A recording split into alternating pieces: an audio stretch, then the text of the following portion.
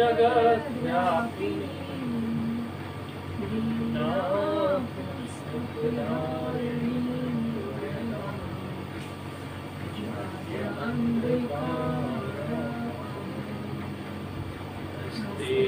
स्फाटिकमालिकां विदधति पद्मासने संस्थितां वन्दे तां परमेश्वरीं भगवतीं देवतां शारदां येनाक्षरसमाम्नाय मधुरमहेश्वरात् कृत्स्नं व्याकरणं प्रोक्तं तस्मै पाणिनये नमः। वाक्यकारं वररुचिं भाष्यकारं पतञ्जलिं पाणिनिं सूत्रकारं च नतोऽस्मि मुनित्रयं। नत्वा सरस्वतीं देवीं शुद्धां पुण्यां करोम्यहम् पाणिनीये प्रवेशाय लघुसिद्धान्तकौमुदी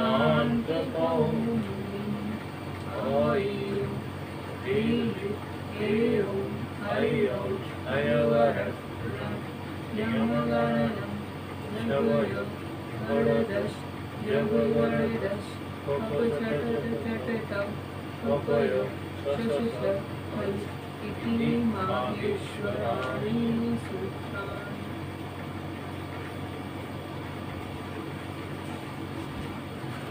पूर्व के पाठ में हमने बहुश्रेयसी के रूप सिद्ध किए थे।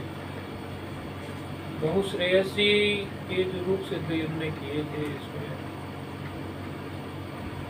कुछ विशेष सूत्र लगे थे। एक तो ये बहुश्रेयसी जो शब्द था, इसमें एक ही विशेष बात थी कि श्रेयसी शब्द स्त्रीलिंग है और समास में जब ये आ जाता है, बहुव्रीहि समास जब इसका हो जाता है, बहुत सी पत्नियां, बड़ी प्रशंसनीय पत्नियां हो, ऐसे व्यक्ति को बहुश्रेयसी कहते हैं। तो समास में आने से ये पुल्लिंग हो गया। तो फिर एक विचार ये आया था कि इसमें नदी संज्ञा इसकी कर पाएंगे कि नहीं कर पाएंगे, क्योंकि जो स्त्रीआख्याऊ नदी, तो यदि नित्य स्त्रीलिंग कोई शब्द हो, ऐसी स्थिति में नदी संज्ञा कर पाता था। इदंत उदंत तो मिल गया, एक इदंत में मिल गया, दीर्घिकारांत है, ई है दीर्घ की, लेकिन स्त्रीलिंग की बात आ गई थी, क्योंकि तो शब्द तो पुल्लिंग हो गया। तो उसके लिए वार्तिककार को वार्तिक पढ़ना होगा। वार्तिककार ने वार्तिक पढ़ा, क्योंकि सूत्र से पर्याप्त नहीं था कहना। पाणिनि जी ने जो सूत्र से कहा था, उसके अनुसार तो इसकी नदी संज्ञा नहीं। इन वार्तिककार ने जो वार्तिक पढ़ा, उसमें कहा प्रथम लिंग ग्रहण।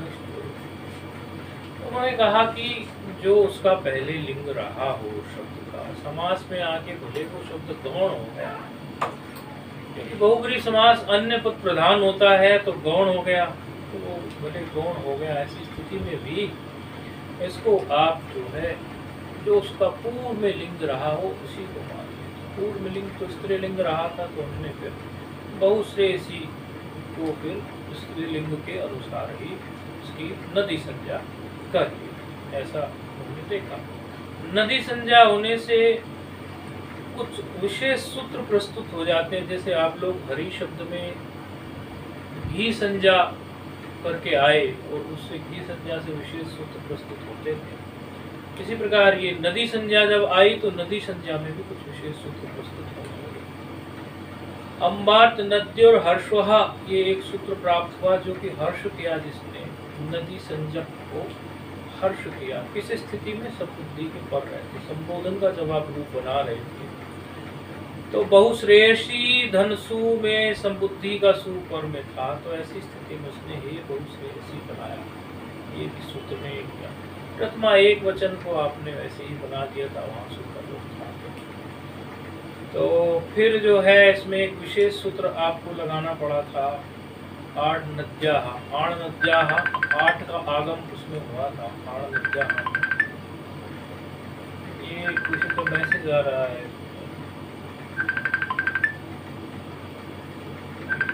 लाइव ठीक से दिख नहीं रहा है, धुंधला हो रहा है बार बार।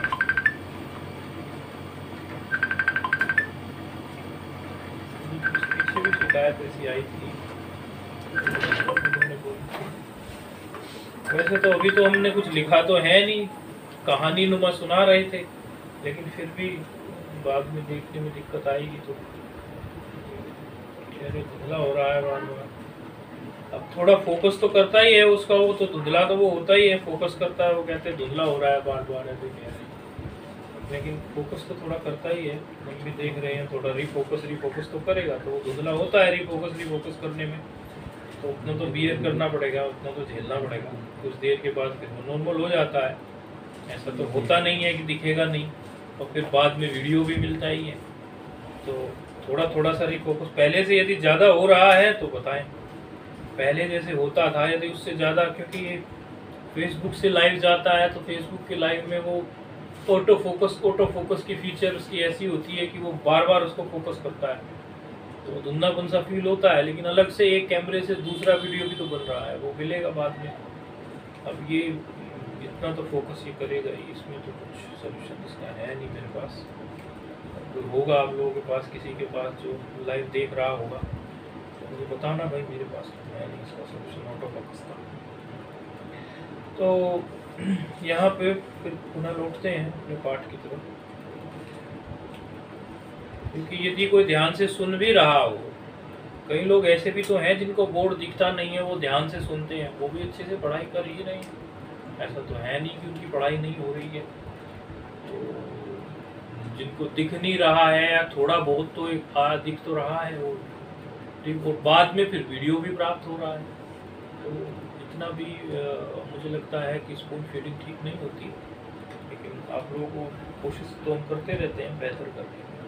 खैर, तो अम्बार्द नद्य और हर्षवह सूत्र जो है वहाँ से उसने उसको हर्ष कर दिया, और आण नद्याः सूत्र से वो गित में जो भी गित मिले उनमें 8 का आगम करता चला गया, ये विशेष सूत्र। फिर आटश्चय जो है वो 8 का आगम जो होता था, तो 8 के आगम में आ मात्र शेष रह जाता था, क्योंकि टकार तो अलंजम से हित हो कि तस्लो लोप हो गया। ऐसी स्थिति में इससे वृद्धि करा ली गई आटश्चय से, और आटश्चय ने जो वृद्धि रेची काम कर रहा था वृद्धि का, वो इसने कर दिया, लेकिन इसको विशेष स्थिति में आटश्चय का ही उपयोग करा। तो ये एक सूत्र विशेष आ गया इसमें, नदी कार्य। और फिर एक विशेष सूत्र यहाँ पर आया, गेराम नद्याम निब्यो। अब ये गेराम नद्याम निब्यो क्या है कि ये सूत्र गी अर्थात जो है सप्तमी विभक्ति में जो गी आता है एक वचन में, वहां ये गी को आम कर रहा है। ये जो गेराम नद्याम निब्य है, ये क्या कह रहा है, नद्यंतात आबंतात निशब्दाच च, इनमें से कोई एक मिल जाए, नद्यंत मिल जाए, आबंत मिल जाए, निशब्दाच मिल जाए, परस्य गेराम, गे अर्थात गी को आम कर दे। षष्ठी विभक्ति में आम होता ही है, लेकिन सप्तमी में भी ये घी को आम, षष्ठी बहुवचन में होता है, लेकिन यहाँ घी को आम कर रहा है। तो घी को आम की स्थिति में यहाँ इसको फिर जब घी आम हो गया, आदेश हो गया, तो घी को आम करने की स्थिति में इसको 2 सूत्र जो है प्राप्त हो गए युगपत, एक ही साथ 2 सूत्र प्राप्त हो गए। कौन से 2 सूत्र प्राप्त हो गए? एक तो 8 का आगम करने के लिए आण नद्याः प्रस्तुत हो गया, और आम को पर देखते ही हर्ष नद्यापो नुट भी एकदम आके खड़ा हो जाता। तो ऐसी स्थिति में निर्णय लेना मुश्किल था, तो भी प्रतिषेधे परम कार्यम ने कहा, तुल्य बल सूत्रयोः समान काले, यदि तुल्य बल सूत्रयोः समान काले प्रसक्ति ही अस्ति चेत पर सूत्रस्यैव प्रयोग भवति। क्या कह रहे हैं? कहते हैं तुल्य बल विरोध है परम कार्य, यदि तुल्य बल विरोध हो जाए तो जो पर में सूत्र उससे कार्य कर लेना चाहिए। तो आठ नद्या, और यदि आप हर्ष नद्या नुट को देखेंगे तो पर में आपको आण नद्या मिल जाएगा। तो ऐसी स्थिति में विप्रतिषेधे परम कार्यम, तुल्य बल विरोधे परम कार्यम स्यात् बोला। पर कार्य हमने 8 का आगम कर लिया और 8 का आगम कर लेने से फिर हमने सिद्ध कर लिया।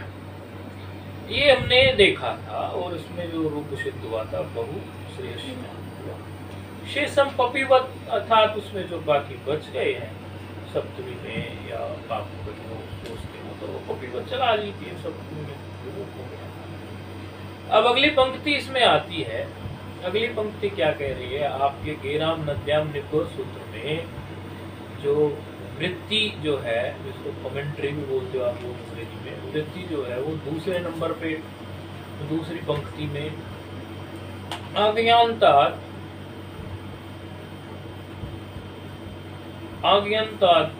क्या कह रहे हैं कि आज्ञान्तत्वात् कह रहे हैं कि न सुलोपः, आज्ञान्तत्वात् न सुलोपः कह रहे हैं कि जो ज्ञात नहीं हो उसमें सु का लोप नहीं होता, जो ज्ञात नहीं हो उसमें सु का लोप नहीं होता। अर्थात यहाँ तो हमने उसको ज्ञात की तरह कुछ सोच लिया, लेकिन ऐसे भी तो कुछ है कि जो ज्ञात नहीं हो, इसमें अन्य रूप सिद्ध करने के लिए ऐसा बोलते हैं। अज्ञात जो हो अर्थात जो गीत गीस गीन से ना बने हो। अज्ञात का मतलब क्या? जो ज्ञात नहीं हो। ज्ञात का मतलब जो ज्ञात में भी तो कोई अर्थ है ना, जी और अंत ऐसे करके ज्ञात लिखा है ना, पता तोड़ दोगे तो समझ में आ जाएगा। अज्ञातत्वात् न सुलोप, यदि कोई ज्ञात नहीं है तो उनमें सु का लोप नहीं होगा। अब उसके लिए इसमें 4 नंबर टिप्पणी भी इन्होंने दी है कि ऐसे कौन कौन से मिलते हैं जो ज्ञात जैसे दिखते जरूर हैं लेकिन वो ज्ञात होते नहीं, अर्थात वो गिर के शीन से बने हुए नहीं होते। जो गिर के शीन के स्त्री प्रत्यय होते हैं उनसे वो बने हुए नहीं होते, वो उणादि का सहारा लेके। ये उणादि जो है ये पाणिनि जी के, इसमें विवाद भी है, पाणिनि जी के सूत्र नहीं है, उणादि के सूत्र होते हैं, वो पाणिनि जी के लिखे हुए नहीं है। लेकिन पाणिनि जी उनको भरपूर सहमति देते हैं व्याकरण जगत में, मैं उनको प्रामाणिक मानता हूँ। अर्थात उणादि सूत्रों से जो शब्द आप बनाओगे मैं उनको भी साधु मानता हूँ, असाधु शब्द नहीं मानता हूँ। इसीलिए यहाँ जो है उणादि से बने हुए कुछ शब्द हैं और उसमें उसी के लिए कहा उन्होंने कि वे गीप गीस गीन से नहीं बने हैं, तो अज्ञंत हैं, तो उनमें जो है सु का लोप नहीं होगा। 4 नंबर टिप्पणी में कुछ इस प्रकार का कहा, तथा चोक्तम, तथा चोक्तम अभितंत्री, देखो सब दीर्घिकार अंत है। अभी एक शब्द है, तंत्री एक शब्द है, तरी एक शब्द है, लक्ष्मी एक शब्द है, धी धी श्री राम उणादितः, उणादि से बने हैं ये। अपि स्त्रीलिंग वृत्ति नाम सौर लोपा न कदाचित, कोई बात जो मैंने बताई, ये कुछ शब्द हैं। अब इसमें से एक शब्द को इन्होंने अपनी वृत्ति में ले लिया, अति लक्ष्मी, लक्ष्मी को ले लिया, बाकी और भी ऐसे हैं। टिप्पणीकार ने ये बात स्पष्ट कर कि ये दिखते जरूर है दीर्घिकार, देखते आप इनको गिर की दिन से बना समझ के इनकी नदी संज्ञा कर बैठो, ऐसा एकदम नहीं कर बैठना। उसके लिए हमने बोला कि जैसे अति लक्ष्मी शब्द है, अति लक्ष्मी में लक्ष्मी ले लीजिए तो लक्ष्य दर्शन एक धातु है चुरादी गण की, इसमें उणादि का एक सूत्र लगा, लक्सेर मुठ च, सूत्र पाणिनि जी का नहीं है, पाणिनि जी के एज में से नहीं है, उणादि का है, लक्सेर मुठ च, तो ये प्रत्यय करता है फिर मुठ का आगम कर देता है, तो लक्ष्मी शब्द निष्पन्न हो जाता है, लक्ष्मी शब्द बन जाता है, लक्ष्मी। तो ऐसे लक्ष्मी शब्द बन गया और फिर समास कर लिया। उसमें समास क्या कर लिया कि उसमें समास ऐसा कर लिया कि लक्ष्मी का जो अतिक्रमण कर ले, लक्ष्मी का जो अतिक्रमण कर ले, ऐसे पुरुष को अति लक्ष्मी है। तो ये भी पुरुष में चला गया, ये शब्द भी पुरुष में चला गया, जैसे बहुश्रेयसी तो पुरुष में चला गया था, लेकिन इसमें सुलोप नहीं है। ये बात इन्होंने बहुत अच्छी तरह से स्पष्ट कर दी कि इसमें आप सुलोप मत समझ लेना, तभी आप इसमें ऐसा समझो कि इसमें सुलोप है, क्योंकि बहुश्रेयसी में आपने सु का लोप कर लिया था, आपके पास सुलोप करने के लिए एक सुविधा उत्पन्न हो गई थी कि चलो उसको हम स्त्रीलिंग में ले लेंगे, तो एक सुविधा श्रेयसी शब्द को लेकर प्रथम लिंग रहने से एक सुविधा इकट्ठी हो गई थी। लेकिन अति लक्ष्मी शब्द दिखने में भी ऐसा सा ही लगता है कि बहुश्रेयसी अति लक्ष्मी, लेकिन नहीं, वो वहां स्पष्ट कर दिया। तो अति लक्ष्मी धन सु की स्थिति जब होगी, समास इसमें हो गया, प्रातिपदिक संज्ञा हो गई, अति लक्ष्मी धन सु की स्थिति हो गई, गियंत है नहीं तो ससजुसरु स्थिति आ गई। वही आपके सामने आप अनेकों बार देख चुके हो। इसमें लिखने के लिए लिख रहे हैं बोर्ड पर, बाकी आप लोग समझदार हैं सब, तो ऐसी कोई बड़ी बात नहीं है। जो लोग कहते हैं कि बोर्ड नहीं दिख रहा है, तो थोड़ा थोड़ा तो दिखता है। फेसबुक ही ऑटो फोकस कर रहा है, मुझे इसका सोल्यूशन दिखा भी नहीं, और ऑल्दो मैं बहुत इसमें टाइम लगाऊं तो शायद ढूंढ भी लूं, लेकिन मेरा दिमाग उस तरफ फिर जाता नहीं कि कौन कौन से सॉफ्टवेयर इसके लिए देखने पड़ेंगे, और देख नहीं पाया इसको। ऑटो फोकस क्यों, ये ऑटो फोकस हट जाना चाहिए, लेकिन बोर्ड दिखता है, ऐसा मैंने देखा था, चेक किया था। थोड़ा थोड़ा ऑटो फोकस करता है तो फिर दिखता तो है। अब जैसे अति लक्ष्मी धनसु लिखा है हमने, आपको दिख रहा होगा ठीक से, थोड़ा ऑटो फोकस करता है वो, तो बाद में वीडियो भी तो प्राप्त होता है। तो थोड़ा धैर्य रखो और एकाग्रता से सुनो। लघु सिद्धांत कौमुदी है, आप इसको अवश्य, आप में से कुछ विद्यार्थी ऐसे होंगे जो ये नहीं जानते होंगे कि लघु सिद्धांत कौमुदी इतनी गंभीर चीज है। क्योंकि कई बार क्या होता है, हमें बिना भूख के कुछ प्राप्त हो जाए तो हमें लगता है कि वो चीज़ सहज ऐसी है, वो तो बहुत अच्छी है। लेकिन यदि व्यक्ति घूमे, इधर उधर देखे और फिर देखे कि कहाँ इतना परिश्रम हो रहा है, नहीं हो रहा है, अधिक बोलने का कोई यहाँ लाभ नहीं है, लाइव चल रहा है, आप यदि एकाग्रता नहीं रखेंगे, थोड़ा का अधिक समझे, तो हाथ से निकल जाएगी। तो अति लक्ष्मी धनसु में उकार उद्देश्य, आज वो सब आप जानते हैं, तस्य लोक से लोप हो गया, अति लक्ष्मी धनसु रहेगा। यहाँ पर जो कह रहे हैं कि गियंत न होने से इसमें सु का लोप प्राप्त नहीं होता, तो रुत विसर्ग कर देंगे तो रूप सिद्ध हो जाएगा अति लक्ष्मी। इस तरह से ये रूप इसका सिद्ध प्रथमा एक वचन का हो जाएगा। ये इसे कहने के लिए इन्होंने ये पंक्ति लिखी थी, अगियंत सुलोभा अति लक्ष्मी। शेषम बहुश्रेयसी वध, शेष जो रूप चलेंगे तो वो बहुश्रेयसी के अनुसार चलेंगे। कैसे चलेगी? अति लक्ष्मी धन औ, क्या होगा? अति लक्ष्मी धन औ में, अति लक्ष्मी धन औ में क्या होगा? क्या कराया था अति लक्ष्मी धन औ में? हाँ, इको एनर्जी लगा सकते हैं, क्या दिक्कत है? तो इस तरह से शेष जो है, आप जैसे आपने बहुश्रेयसी के रूप बनाए थे, तो आप अति लक्ष्मी के रूप बना लेंगे।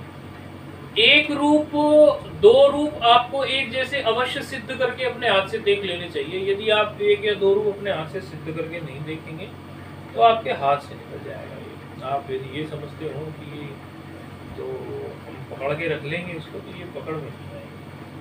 तो आप इसको थोड़ा सा ध्यान देना कि ये हाथ से निकल जाएगी यदि आप इसको पकड़ के देखें। तो आप अति लक्ष्मी के रूप जो है स्वयं बनाने की कोशिश करें बहुश्रेयसी में। विशेष बात जो थी इसमें यही थी कि ये लोप नहीं होता। फिर जो है अगला एक वो आ रहा है, अगला रूप आ रहा है प्रदीही। 5 नंबर टिप्पणी इस पे है, प्रदीही पे प्रकृष्ट बुद्धि युक्त। अब ये प्रदीही शब्द जो है, ये विशेष मनन करने वाले को प्रदीही बोलते हैं। विशेष मनन करने वाला आपको स्त्री भी हो सकता है, पुरुष भी हो सकता है। तो एक स्थिति में तो ये तीनों लिंगों में चलता है, और एक स्थिति में इसमें कहते हैं कि इसको समास परिवर्तन करते हैं तो ये केवल नित्य स्त्रीलिंग भी चलता है। लेकिन अभी हम तीनों लिंगों के हिसाब से इसको लिखते हैं। तो यहाँ पर ये जो प्रदीही शब्द जो बनता है, ये ध्ययी चिंतायाम धातु है, भवादिगण में है। आप लोग आगे जब रूप बनाएंगे तो ध्ययी चिंतायाम धातु है।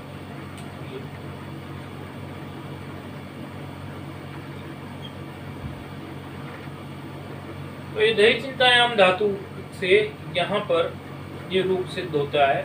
संप्रसारण करना होता है। संप्रसारण आप जानते होंगे कि कोई अणची में जिस प्रकार इक को यण आदेश होता है, इसलिए संप्रसारण में यण को इक हो जाता है। तो धी शब्द बनता है।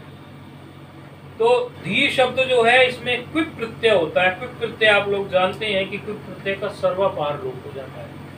इसका पकार भी चला जाता है, वकार भी चला जाता है, ककार भी चला जाता है, तो किप प्रत्यय आता है अपना जो किप प्रत्यय का गुण दे के चला जाता है, लेकिन वैसे जो है ये सर्वबाहर लोप इसका हो जाता है। तो ऐसा करने से ये धी शब्द हमारा हुआ। और धी में हम प्र उपसर्ग, आपने 22 उपसर्ग पढ़े हैं, उनमें एक प्र उपसर्ग भी है, तो वहां से फिर ये प्र उपसर्ग को लगा के ये रूप बना प्रधि। अब प्रधि धन स्थिति क्या है, प्रथमा एक वचन हम बनाने चले हैं, तो प्रधि धन सु। प्रधि धन सु की स्थिति में फिर से कहेंगे कि यहाँ गियंत ये है नहीं, तो गियंत नहीं है तो हल्ग्याभ्यो दीर्घात जो सूत्र हम पढ़ के आए हैं, श्रुति सी अपृक्त हल से जो सु का लोप हमें मिलता था, वही तो भी बोला है पिछले इसमें व्यति लक्षण में, वहां भी नहीं होगा, तो यहाँ भी नहीं होगा। तो स्थिति क्या है, प्रधि धन सु, रुद्ध विसर्ग हो जाएगा तो रूप बन जाएगा प्रधि। ये तो आप बड़ी आसानी से देख सकते हैं। अब स्थिति एक विशेष आई है, विशेष स्थिति तो वही है लेकिन उसमें सूत्र विशेष आई है। प्रधि धन औ, प्रथमा द्विवचन। अब समझने की बात है, प्रधि धन औ। इस अवस्था में पूर्ण सवर्ण दीर्घ आपको प्राप्त है, पूर्व सवर्ण दीर्घ आपको बिल्कुल अच्छी तरह प्राप्त है, क्योंकि वो प्रथमा विभक्ति और द्वितीय विभक्ति में काम करता है और अक से पर में काम करता है। ऐसी स्थिति में आपको दीर्घात जसी निषेध कर जाता है। दीर्घात जसी की वृत्ति आप लोग जानते ही हैं कि दीर्घ के पर में यदि इच हो, इच का कोई वर्ण हो या जस का कोई जस हो, जस प्रत्याहार हो, ऐसी कोई भी एक स्थिति उसको मिल जाए तो पूर्व सवर्ण दीर्घ न, अर्थात प्रधि धन औ में जो पूर्व सवर्ण दीर्घ प्राप्त है, दीर्घात जैसी उसको बाध कर देता है। तो आप जानते हैं कि सबसे पहले इको यणची प्राप्त था, इको यणची को बाध करके आके खड़ा हुआ यहाँ पर पूर्व सवर्ण दीर्घ, पूर्व सवर्ण दीर्घों को बाध, पूर्व सवर्ण दीर्घों को बाध कर दिया दीर्घात जसी छ। फोन पर आवाज साफ आ रही है, समझ आ रहा है, कोई दिक्कत तो नहीं है। तो दीर्घात जसी च सूत्र ने उसको बाध कर दिया, तो इको यणची फिर से आगे खड़ा हो गया। इको यणची से यण प्राप्त हो रहा है, तो इको यणची के स्थान पर यण करता है, दकार उत्तरोत्तर इकार इक है और पर में औ जो है वो आपको अच मिल रहा है, तो सामान्य सूत्र इको यणची प्राप्त हो रहा है यण करने। ऐसी स्थिति में एक विशेष सूत्र आकर खड़ा हो रहा है और बहुत अच्छे से अब आगे जो दो सूत्र ये आ रहे हैं इनको बहुत अच्छे से पकड़ना, क्योंकि इनके जो पूर्व निमित्त हैं और पर निमित्त हैं ये आपको इतनी बार मिलने वाले हैं रूप सिद्धि में कि सुबंत में तो मिल ही नहीं। सुबंत में 3 जगह है, 6 जगह बनती है सुबंत में, अजंत पुल्लिंग, स्त्रीलिंग और नपुंसकलिंग। इसी तरह वहां भी बनेगी, तो ये हर जगह आगे खड़े होंगे, हलंत में भी खड़े हो जाएंगे, कहीं कहीं खड़े हो जाएंगे।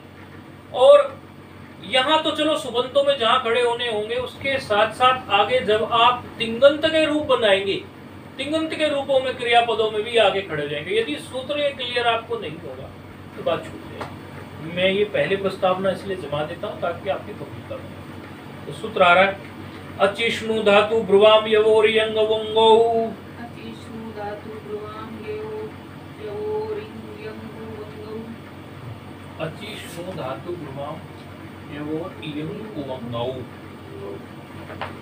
ऐसे है ये अच्छी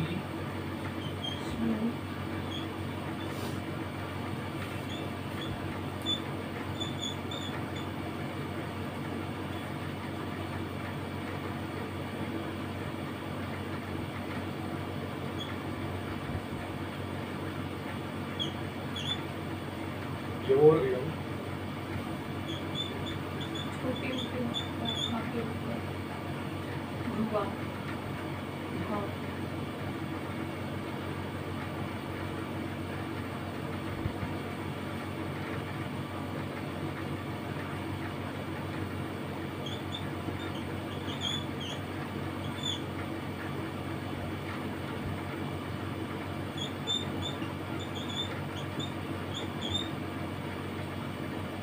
बड़ा महत्वपूर्ण सूत्र है। अचिष्णु धातु ब्रुवाम यवोर इयंग उवंगौ 6477।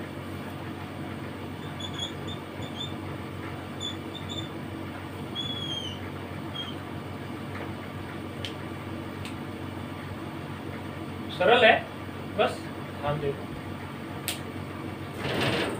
अच्छी सप्तमी है, तो ये बात आप अच्छी तरह से कैच करने लगे हैं कि अच के पर रहते कुछ कार्य होना, और वैसे भी अच की स्थिति ही है।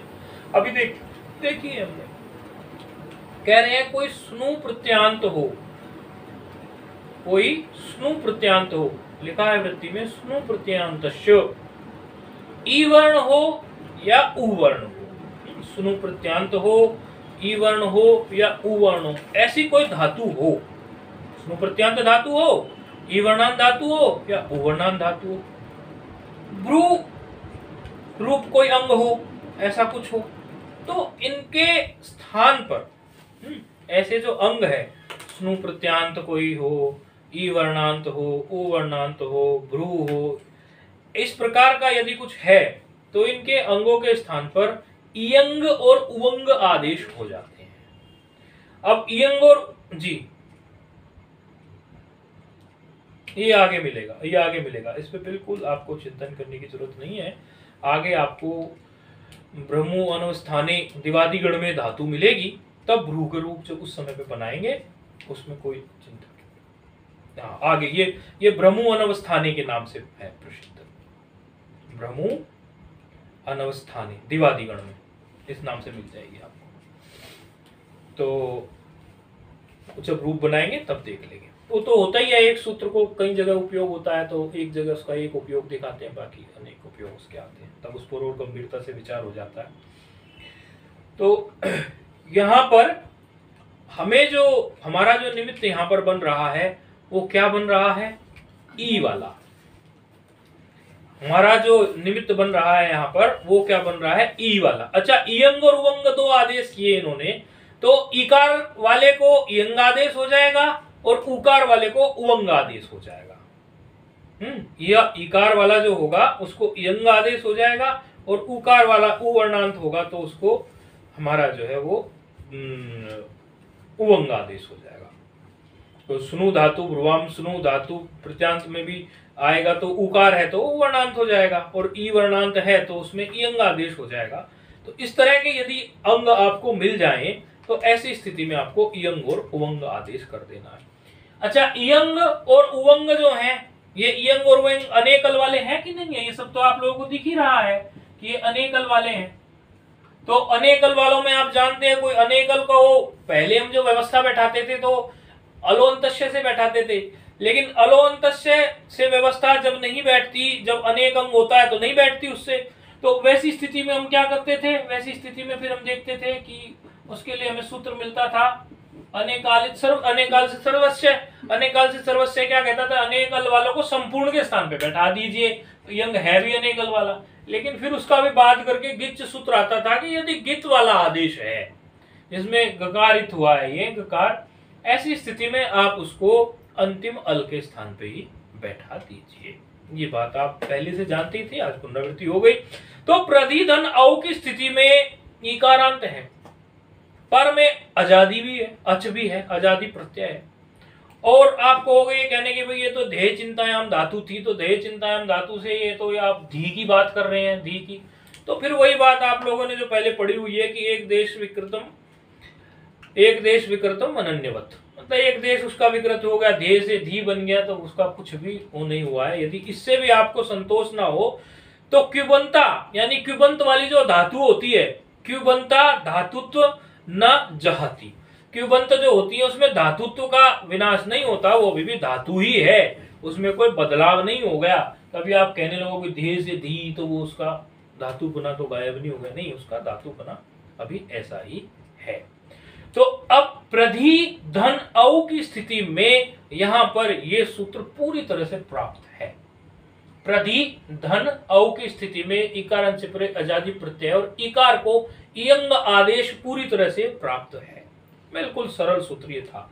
अब अगला जो सूत्र है वो उसका बाद करेगा, वो उसको निषेध कर देगा, अर्थात इयंग आदेश को वो हटाएगा, कुछ और कराएगा। और वो सूत्र जो है अगला समझना बहुत जरूरी है, क्योंकि बार बार पहले क्या आया करेगा, अचिस्नु धातु ब्रुवाम, क्योंकि जहां जहां इकारांत मिलेगा उसको आजादी प्रत्यय मिलेंगे, वहां वहां ये आके खड़ा हो जाएगा और वहीं वहीं वो उसको काटेगा।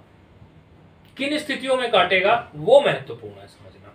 तो अगला सूत्र प्रस्तुत हो रहा है। ये तो दिखने में बड़ा सा था, ये दिखने में बड़ा सा था, लेकिन इसमें ईकारांत देखना है, सिर्फ दीर्घ ईकारांत हमने देख लिया यहाँ पे, और उससे पर में जो है ईकारांत से पर में हमें और क्या कुछ नहीं देखना है। उसके बाद में ईकारांत से पर में हमें यहाँ पे तो दीर्घ ईकारांत मिल गया, और बस अजादि प्रत्यय देखना है, इतनी बात है। और इयंग और उवंग देखना है, ईकारांत हो तो इयंग आदेश, उकारांत हो तो उवंग आदेश, इतनी बात है। लेकिन अगले सूत्र में थोड़ा सा समझो गंभीरता सी है, तो अभी अगला सूत्र ले लेते हैं, कैसे वो उसका विरोध करेगा। तो प्रतिधनव में ये भी नहीं लग रहा है, अभी अगला इति प्राप्त है लेकिन लगेगा नहीं। तो अगला सूत्र आ रहा है, एर्ने काचो संयोग पूर्वस्य, एर्ने काचो संयोग पूर्वस्य। देखना है सूत्र थोड़ा,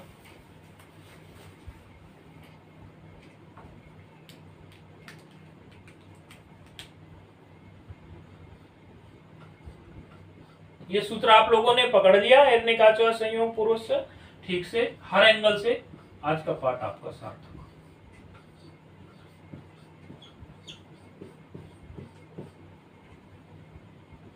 हर एंगल से पकड़ना है, वैसे तो सामान्य है, लेकिन 2-3 बातें उसमें आ जाती हैं, तो यदि उसको हर एंगल से पकड़ लेते हैं तो जब आगे हम रूप बनाते हैं तो ये रहता है कि ये सूत्र यहाँ क्यों लग गया और यहाँ क्यों नहीं लगा। वैसे तो अर्थ सामान्य ही होता है।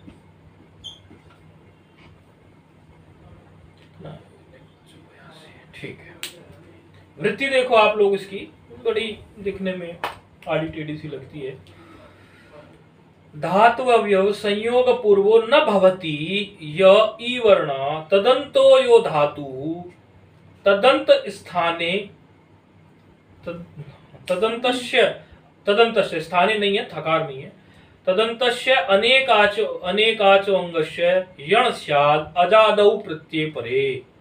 क्या कह रहे हैं, धातु अवयव संयोग पूर्वो, धातु का जो अवयव है, जो धातु है उसका अवयव जो संयोग है पूर्व में, धातु का अवयव जो संयोग है पूर्व में जिस ईवर्ण के, वो ईवर्ण अंत में है जिस धातु के, वो ईवर्ण जो है अंत में है जिस धातु के, वो धातु अंत में है जिसके, तदंतोयो धातु, वह धातु अंत में है जिसके, ऐसा अनेक आच अंगस्य, मतलब अनेक अच अंगो, अनेक अचो वाला अंग, उसके स्थान पर यण हो जाए यदि अजादि प्रत्यय परे हो तो।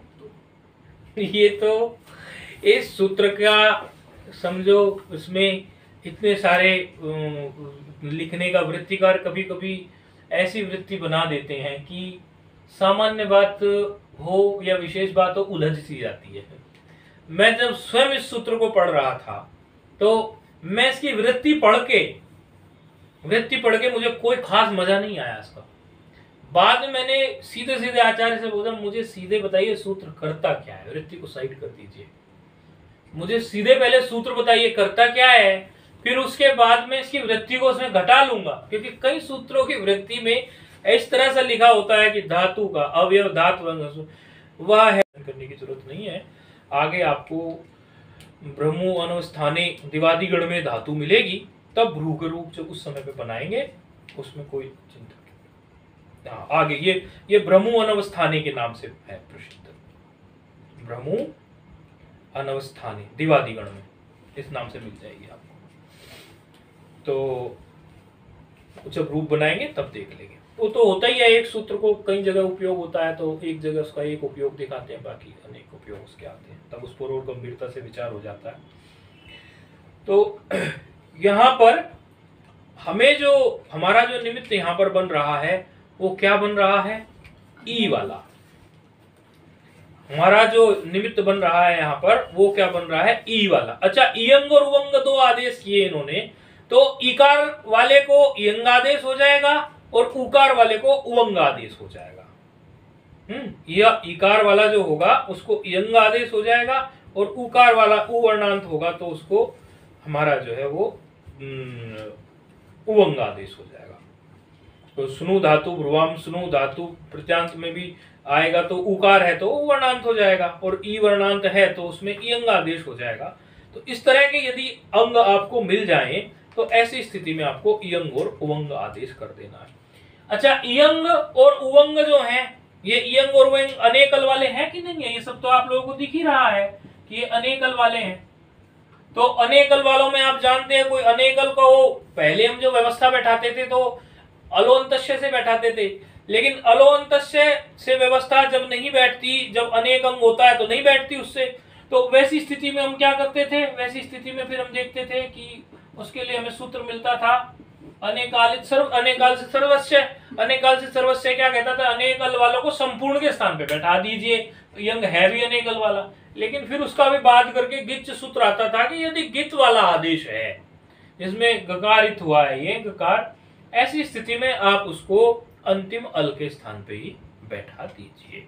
ये बात आप पहले से जानते ही थे, आज पुनरावृत्ति हो गई। तो प्रधिधन औ की स्थिति में ईकारांत है, पर में आजादी भी है, अच भी है, आजादी प्रत्यय है। और आप कहोगे ये कहने की भाई ये तो ध्येय चिंतायाम धातु थी, तो ध्येय चिंतायाम धातु से ये तो आप धी की बात कर रहे हैं, धी की। तो फिर वही बात आप लोगों ने जो पहले पढ़ी हुई है कि एक देश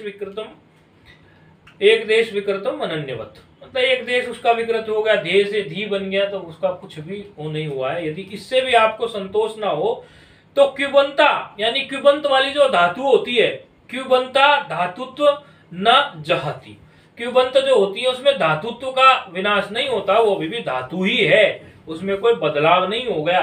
कभी आप कहने लगोगे ध्येय से धी तो वो उसका धातुपना तो गायब नहीं हो गया, नहीं, उसका धातुपना अभी ऐसा ही है। तो अब प्रधि धन औ की स्थिति में यहां पर यह सूत्र पूरी तरह से प्राप्त है।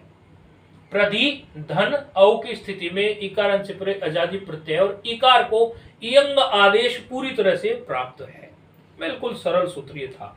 अब अगला जो सूत्र है वो उसका बाद करेगा, वो उसको निषेध कर देगा, अर्थात इयंग आदेश को वो हटाएगा, कुछ और कराएगा। और वो सूत्र जो है अगला समझना बहुत जरूरी है, क्योंकि बार बार पहले क्या आया करेगा? अचिष्णु धातु पूर्वांग, क्योंकि जहां जहां इकारांत मिलेगा उसको आजादी प्रत्यय मिलेंगे, वहां वहां ये आके खड़ा हो जाएगा और वहीं वहीं वो उसको काटेगा।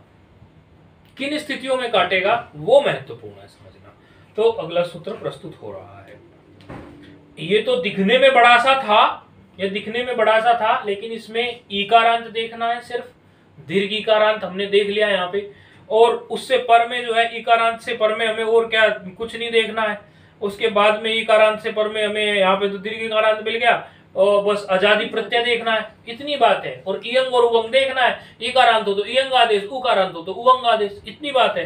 लेकिन अगले सूत्र में थोड़ा सा समझो गंभीरता सी है। तो अभी अगला सूत्र ले लेते हैं, कैसे वो उसका विरोध करेगा। तो प्रतिधन में ये भी नहीं लग रहा है, अभी अगला इति प्राप्त है लेकिन लगेगा नहीं। तो अगला सूत्र आ रहा है एर्ने काचो संयोग पूर्वस्य, एर्ने काचो संयोग पूर्वस्य। देखना है सूत्र थोड़ा,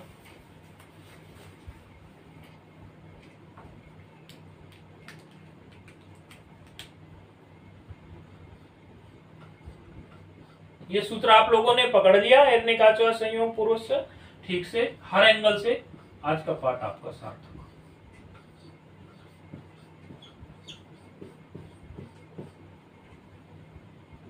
हर एंगल से पकड़ना है, वैसे तो सामान्य है, लेकिन दो तीन बातें उसमें आ जाती हैं, तो यदि उसको हर एंगल से पकड़ लेते हैं तो जब आगे हम रूप बनाते हैं तो ये रहता है कि ये सूत्र यहाँ क्यों लग गया और यहाँ क्यों नहीं लगा। वैसे तो अर्थ सामान्य ही होता है।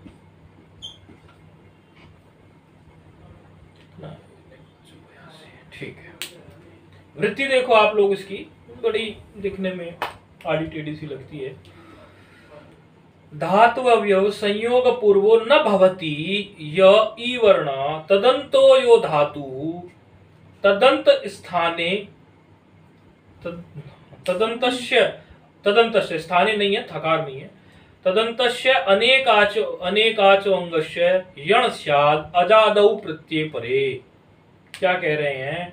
धातु अवयव संयोग पूर्वो, धातु का जो अवयव है, जो धातु है उसका अवयव जो संयोग है पूर्व में, धातु का अवयव जो संयोग है पूर्व में जिस ईवर्ण के, वो ईवर्ण अंत में है जिस धातु के, वो ईवर्ण जो है अंत में है जिस धातु के, वो धातु अंत में है जिसके, तदंतो यो धातु, वह धातु अंत में है जिसके, ऐसा अनेक आच अंगस्य मतलब अनेक अच अंगो अनेक अचो वाला अंग उसके स्थान पर यण हो जाए यदि अजादि प्रत्यय परे हो तो।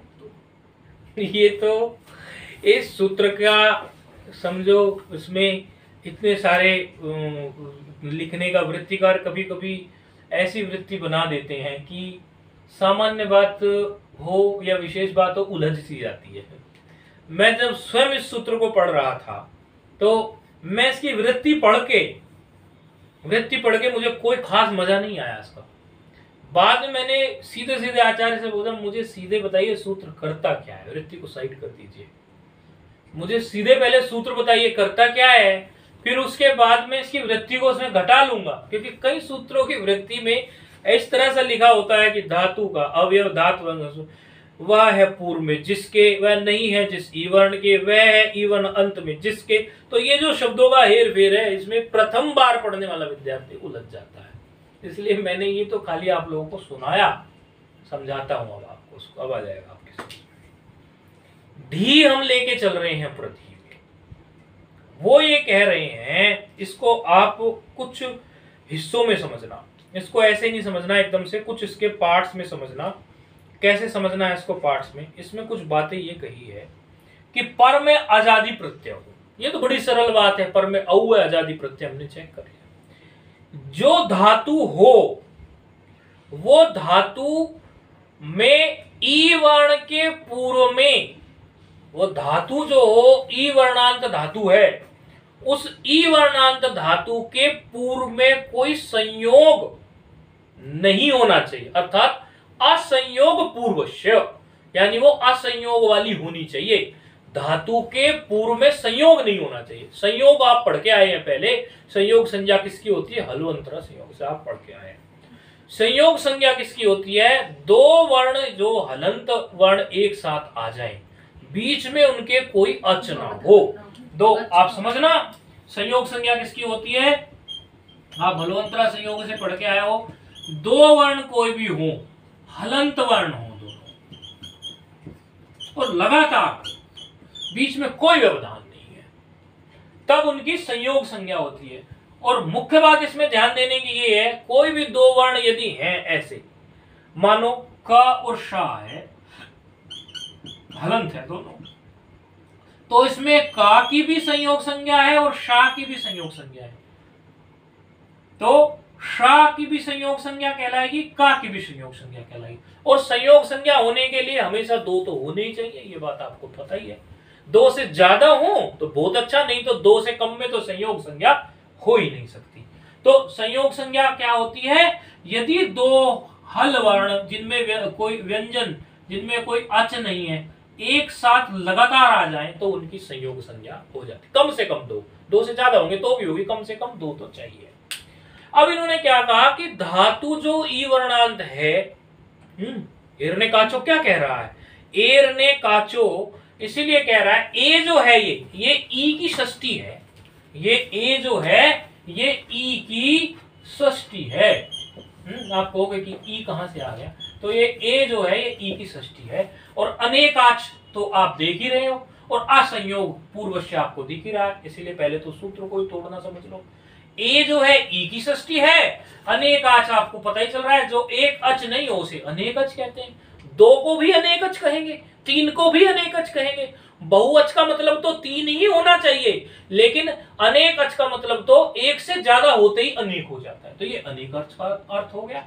असंयोग का मतलब आप समझ गए, जो संयोग नहीं हो उसको असंयोग कहते हैं। तो संयोग क्या नहीं होगा? यदि दो हल वर्ण एक साथ ना आए, कोई उसमें से एक हमें ऐसा मिल जाए, अच वाला मिल जाए और एक हल वाला लगातार ना मिले, व्यवधान पड़ जाए अच का, तो ऐसी स्थिति में वो जो है असंयोग हो जाएगा। तो एक ये बात देखनी है। अच्छा, अब और क्या देखना है? अनेक अच भी देखना है। उस धातु से, उस धातु का जो पूरा जो शब्द वो बना हुआ है, उस धातु को लेकर, उस धातु को लेकर जो पूरा शब्द है उसमें एक से ज्यादा अच भी देखनी है हमें, तब ये सूत्र जो है लग सकता है। अब धी देखिए आप। हाँ जी बोलिए जी।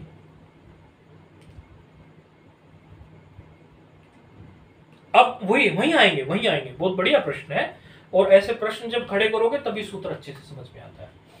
प्रधि में प्रा का जो आपने पूछा, अभी वहीं आ रहे हैं। तो अब जो हम ये प्रधि शब्द में इसको घटाने चलते हैं, अब घटाएंगे तो अब बता देंगे। अब ये हमने सूत्र को समझ लिया, अनेक अच देखना है और असंयोग देखना है, इकारांत है, अजादि प्रत्यय पर में है, ये सारी शर्तें हमें इसमें देखनी है। अब प्रधि शब्द को ले लेते हैं, वही हमारा चल रहा है। तो प्रधि शब्द क्या है देखिए, अब में से जी बोलिए। हाँ, एक तो हमें इसमें अनेकच देखना है इस सूत्र के लिए। अनेकच कहां देखना है?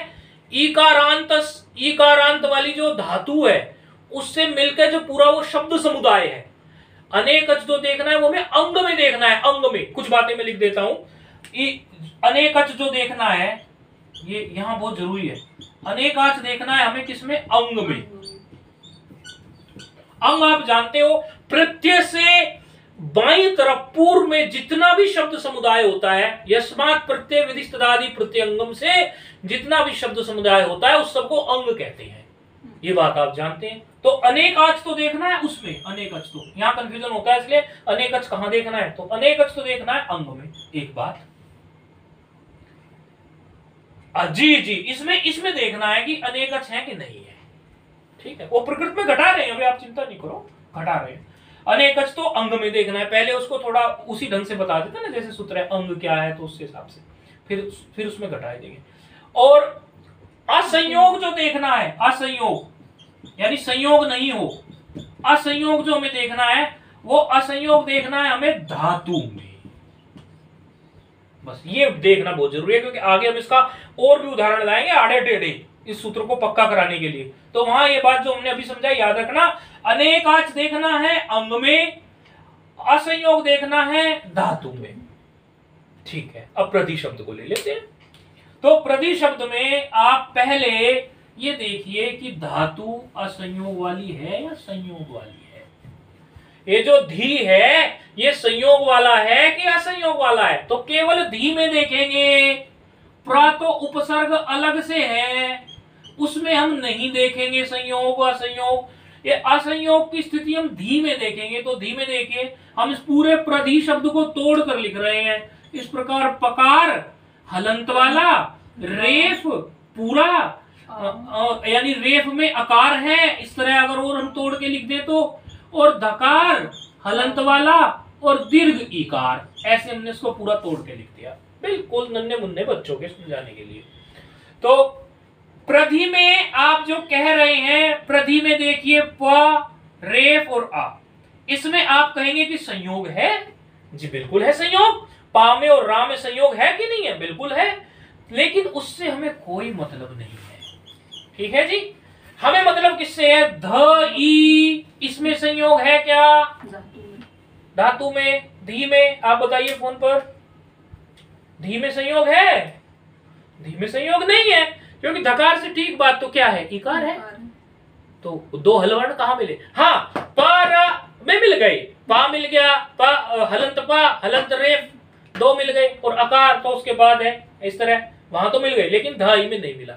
तो वहां तो हमारी शर्त क्या पूरी हो गई? धातु हमारी अनेक अच है। आगे चलते हैं, अगली शर्त देख। अच्छा, पर में आजादी तो कोई भी देख लेगा, आओ मिल गया, वो तो उसे तो बताने की जरूरत नहीं है।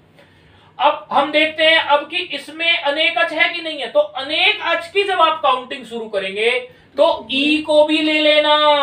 यहां गलती कर देते हैं लोग, पूरे अंग में देखने हैं। फिर ये मत छोड़ना कि ईकारांत को छोड़कर अनेक अच गिनने लगो, फिर तो अनेक अच भी नहीं मिलने वाले। यदि आपने ईकारांत छोड़ दिया फिर तो आपको एक अकार मात्र मिला, अकार तो एक ही अच हो गया, अनेक कहां हुआ? अर्थात अनेक अच पूरे अंग में देखने हैं। जब आप पूरे अंग में देखेंगे प्रधि में, तो रेफ उत्तरोत्तर अकार एक अच है और धकार उत्तरोत्तर इकार दूसरा अच है, अर्थात अनेक अच की भी शर्त पूरी हमारी हो गई। बस सूत्र में कुछ बचा ही नहीं है। बाकी और कुछ इसके उदाहरण उठाएंगे, उसमें हम बता देंगे ये बात यहां तक समझ में आ गई? और पर जी ठीक है। अब इसका हम थोड़े से उदाहरण जो है कुछ इस प्रकार के लेंगे, क्योंकि ये इसी में ये आगे लेने वाले हैं। फिर ये बाद में कहेंगे रूप सिद्ध करने के बाद बोलेंगे, तो रूप सिद्ध करने के बाद बोलने की बजाय मेरा ये मानना है कि जब यही विषय चल रहा है कि क्या इसमें अनेकच होना चाहिए, क्या इसमें, तो इसको ले लेना। नहीं तो आप देखो लघु खोलकर इसमें क्या करेंगे, अभी ये एर्ने काचो संयोग पूर्वस्य में पहले सूत्र को समझाकर फिर ये क्या कर देंगे, यहाँ पर रूप सिद्ध कर देंगे, प्रध्यौ प्रध्यह प्रध्यम ये सब करके शेषम पपीवत बोलकर फिर इसको पूरा सिद्ध करके फिर ये क्या कहेंगे, अनेक, देख रहे हो वृत्ति में अनेकाचह किम, फिर बोलेंगे, फिर उसको बताएंगे, फिर कहेंगे असंयोग पूर्वस्य किम, फिर बोलेंगे। तो अब अनेकच और असंयोग की बात चल रही है, तो अनेकच और असंयोग की बात को अभी और अच्छे से जो उदाहरण इसमें लास्ट में उठाएंगे, प्रति का रूप तो हम सिद्ध कर ही देंगे, अभी जो है उठाएंगे उनको हम अभी का अभी ले लेते हैं पहले ही। अच्छा, और उदाहरण ले लेंगे कि ऐसी भी कोई धातु है क्या जिसमें संयोग है, क्योंकि यहां तो क्या है, शर्त पूरी हो गई, असंयोग वाली धातु मिल गई, अनेकच मिल गई, तो सीधे सीधे इकार को हमारा क्या आदेश हो जाएगा, यण आदेश हो जाएगा। यही तो कह रहे हैं वृत्ति, इसकी वृत्ति कह रही है यदि ऐसा हो जाए तो उसको यण आदेश कर देना। तो क्या करेंगे, प्रतिधन औ की स्थिति है तो उसमें इकार के स्थान पर यण आदेश, तो यण आदेश में क्या करते हैं, इकार के स्थान पर यकार होता है तो यकार आदेश कर देंगे, तो प्रधि में प्रध यकार आदेश हो गया, औ को मिला देंगे तो प्रध्यौ रूप सिद्ध हो गया, कोई बड़ी बात नहीं है।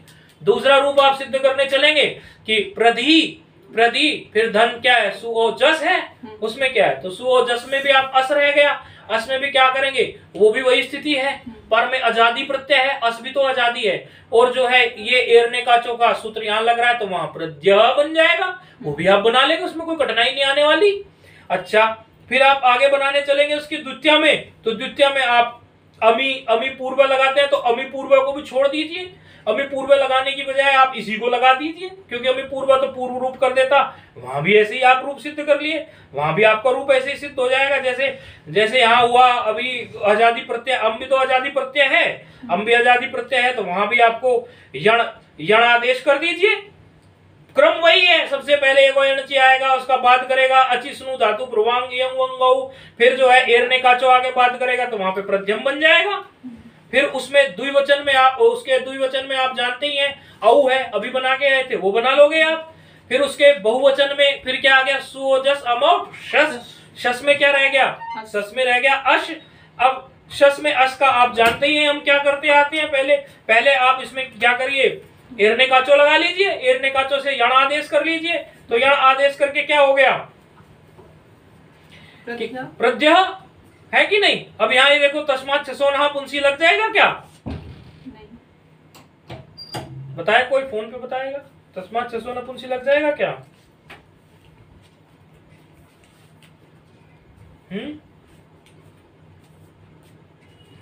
गाड़ी रुक रही है तस्मात् छसोनः पुंसी लगा देंगे क्या, बार बार आता था ना ये दवा, तस्मात् छसोनः पुंसी नहीं लगेगा, किसमें, पूर्ण सवर्ती वाले में लगता था ना, सस को कब होता था, सस के सकार को नकार, जहां पूर्व सवर्ण दीर्घ हुआ हो, ठीक है कोई बात नहीं, अब ज्यादा क्वेश्चन नहीं पूछता, इसको और अच्छे से समझा देता हूँ। अच्छा, अब कुछ इसके ऐसे उदाहरण ले लेता हूँ, ये रूप तो सिद्ध हो जाएंगे, जो उदाहरण आपको लगेगा कि वो असंयोग वाले नहीं थे, जैसे इन्होंने खुद ग्रंथकार ने लिया है, जैसे एक उदाहरण हम ऐसा लेने लगे, ये उदाहरण लेने लगे, नी का उदाहरण इन्होंने लिया है, खुद नी का उदाहरण इन्होंने लिया है। पहले क्या कहा है, अनेकाच किम, ये रूप सिद्ध तो हो जाएंगे, ये तो आप सब कर लेंगे, प्रध्यम प्रध्यौ प्रध्यय प्रद्धि, ये सीधे जो है इसमें यंग आदेश हो रहा है, नहीं यंग आदेश नहीं, एरने काचो से यण हो रहा है और यण होके मिलाते जा रहे हैं, और कुछ नहीं हो रहा उनमें विशेष। अनेकाच किम, अनेकाच क्यों कहा, ये बताइए, ये सूत्र की असली पकड़ यहाँ, अनेकाच क्यों कहा, एक अच होता तो क्या हो जाता, तो एक अच की स्थिति देखिए अब क्या है, जैसे एक धातु है नी है, अब नी धातु में भी आप नी धातु में भी उसी तरह आजादी प्रत्यय पर में लाओगे, आजादी प्रत्यय प्रथमा एक वचन में औ ही आ जाता है, प्रथमा द्विवचन में औ आ जाता है, तो ऐसी स्थिति में जब आप लेके आओगे औ, तो सबसे पहले आपका वही आएगा अचिस्नु धातु ब्रुवांग यंग वंगौ, फिर उसका बात करने के लिए दूसरा सूत्र आने के लिए खड़ा होगा, तो देखो क्या वो दूसरा सूत्र लगेगा कि नहीं लगेगा, जो भी पढ़ा हमें एरने काचो असंयोग पूर्वस्य, तो नी में इकारांत भी है असंयोग भी है, संयोग कहाँ है, नकार और इकार है, लेकिन अनेक अच नहीं है, बात समझ में आई? तो जब अनेकच नहीं है तो एरने काचो सूत्र नहीं लगेगा, और जब एरने काचो सूत्र नहीं लगेगा तो जो सूत्र पहले प्राप्त था अचि स्नु धातु ब्रुवाम यवोर इयम अंगौ से क्या हो जाएगा? इकारांत को इयंग आदेश हो जाएगा। जब भी ऐसी स्थिति खड़ी हो जाए इयंग आदेश हो जाएगा। इयंग आदेश का मतलब क्या है? इकार के स्थान पे नी धन औ है, ऐसी स्थिति में अकार इकार के स्थान पर इयंग आदेश कर दीजिए जी।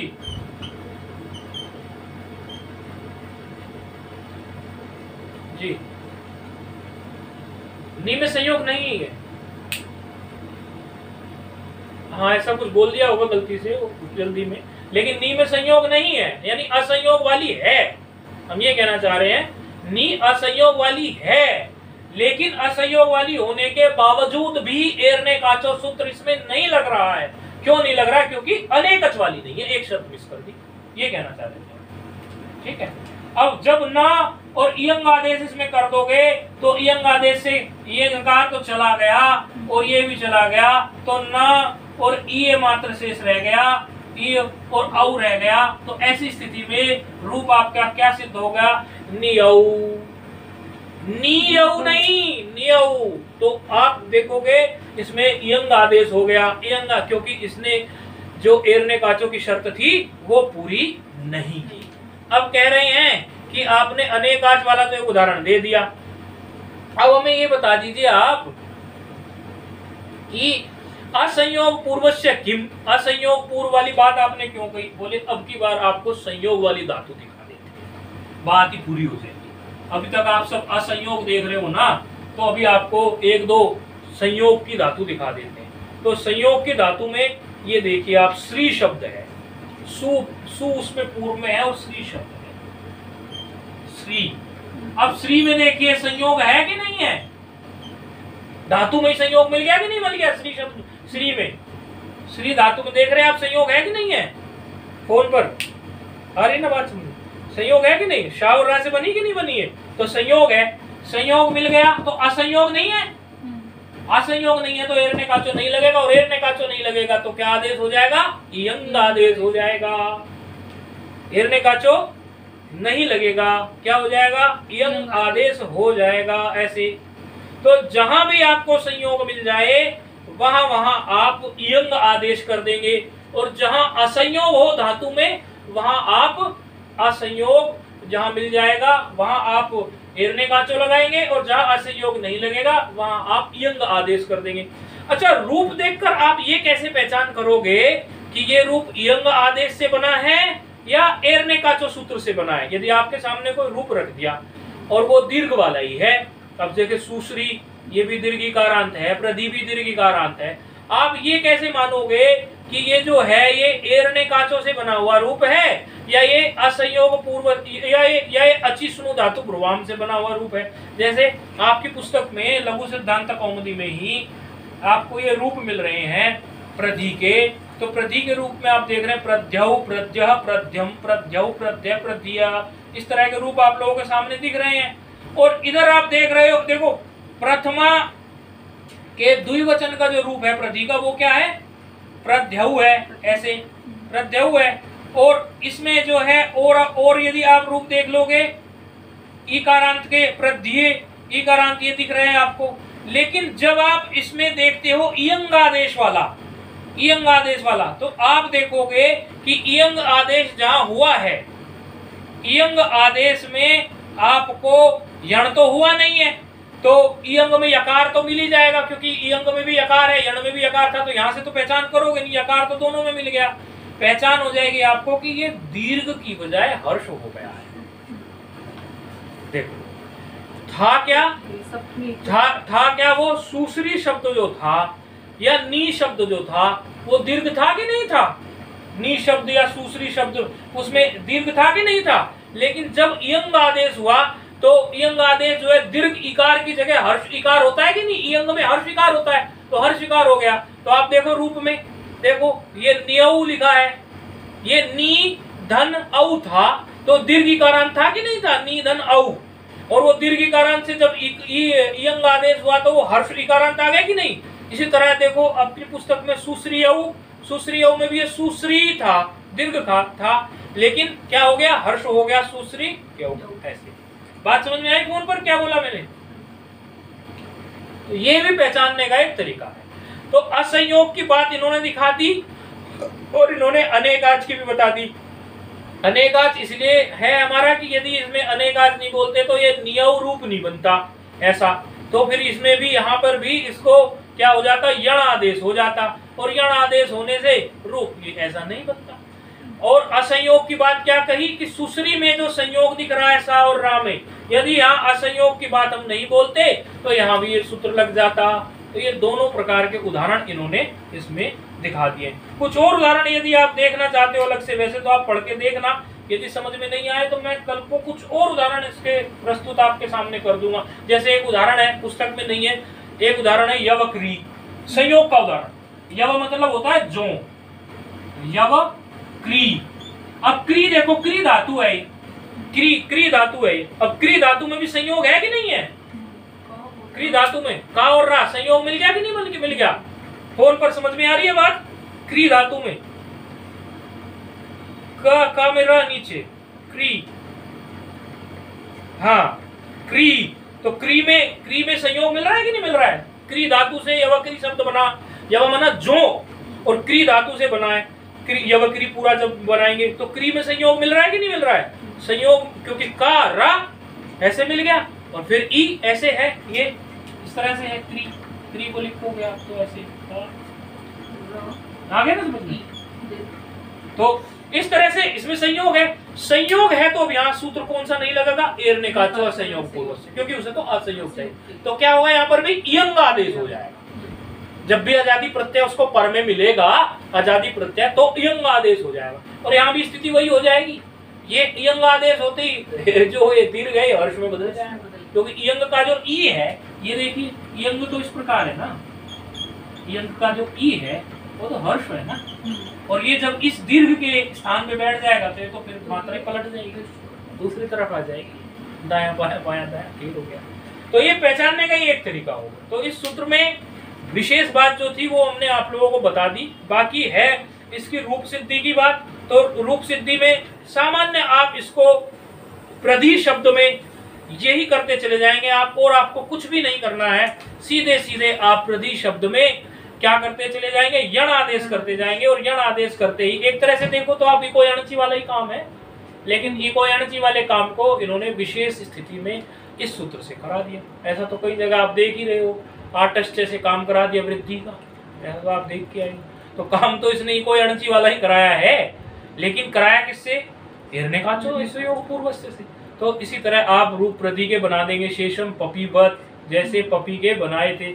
एवं ग्रामणी ही, ग्रामणी किसको बोलते हैं? जो ग्राम के नायक हो। अब ग्राम का नायक, अब वो जो पुष्पा माता है वो तो ये बोला करती है कि ये ग्रामणी शब्द जो है इसको तो हम बिल्कुल नहीं, इसको तो हम समझे बिल्कुल नित्य स्त्रीलिंग नहीं चला सकते, ना नित्य पुल्लिंग चला सकते, हम नहीं चला सकते। वो बोला करती है, बोले ग्रामणी का मतलब होता है ग्राम का प्रधान।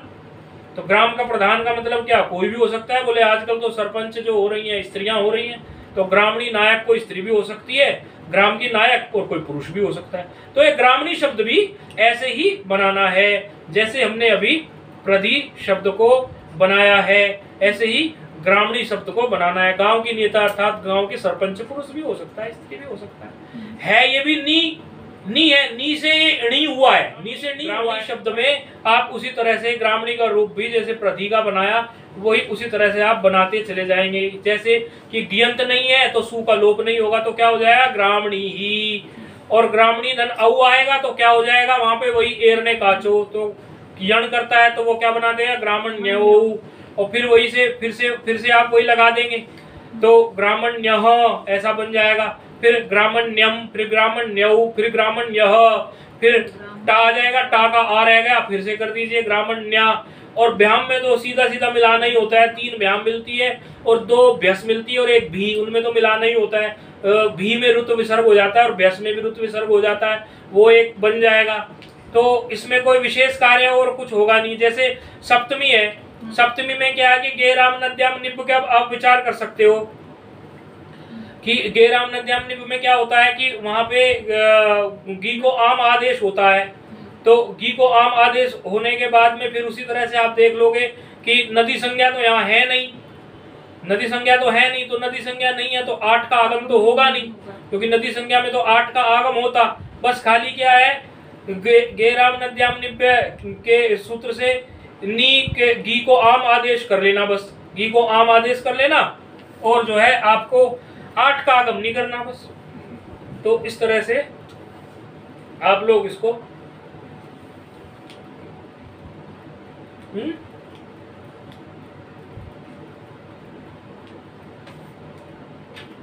ये उससे नहीं बनाना, उड़ादी से बनाना,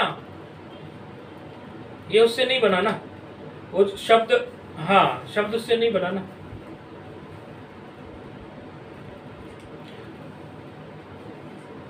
आप जो उसको बनाते जा रहे किस गीन से,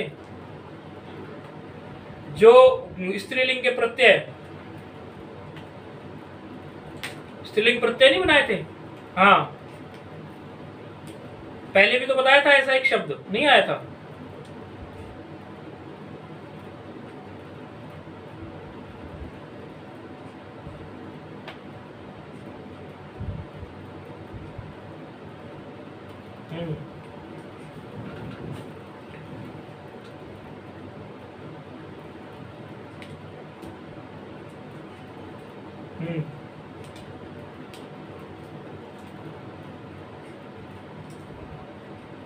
हाँ नहीं है, तो ये आप एक बार देख लेना। तो नदी संज्ञा में नहीं है तो नदी संज्ञा ना होने से 8 का आगम नहीं होगा, क्योंकि नदी संज्ञा में 8 का आगम हो जाता है ना।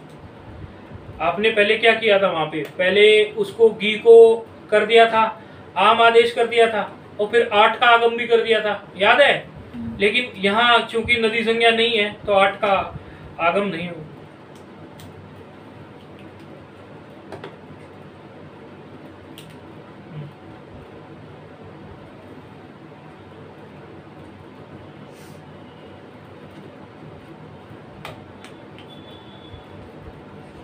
कैसे?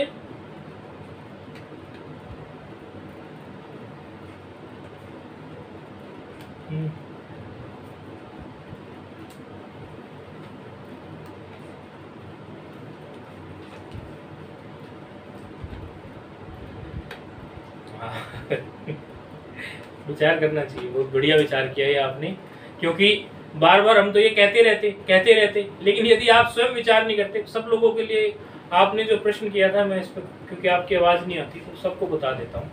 इन्होंने जो प्रश्न किया था बड़ा सुंदर प्रश्न था। हो सकता है आप लोग भी यहाँ कंफ्यूज हुए ना बैठे हो, पूछ तो रहे नहीं हो लेकिन कंफ्यूज हुए बैठे रहो। उन्होंने कहा कि गेराम नद्याम निब्य सूत्र क्यों लगा यहाँ पर, गेराम नद्याम निब्य सूत्र तो नदी संज्ञा में लगता है। तो फिर उन्होंने स्वयं उस पर विचार करके उत्तर दिया कि नहीं, वो नी शब्द भी रहने पे लगता है। इधर ध्यान नहीं जाता ना, क्योंकि अभी तक नदी पे कार्य करके आ रहे थे और ये नी का पहला ही आया ना इस तरह से। बहुत बढ़िया, तो आप लोग इस पर विचार कर लेना और इस सूत्र का चिंतन करना अवश्य।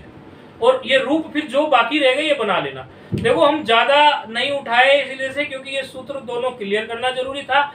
और ये रूप जो है, जो इनको आप स्वयं जो है सिद्ध कर लें, और सिद्ध करके आप हमें फोटोकॉपी उसका फोटो खींच के अवश्य भेज दें, तब हम माने किसी को।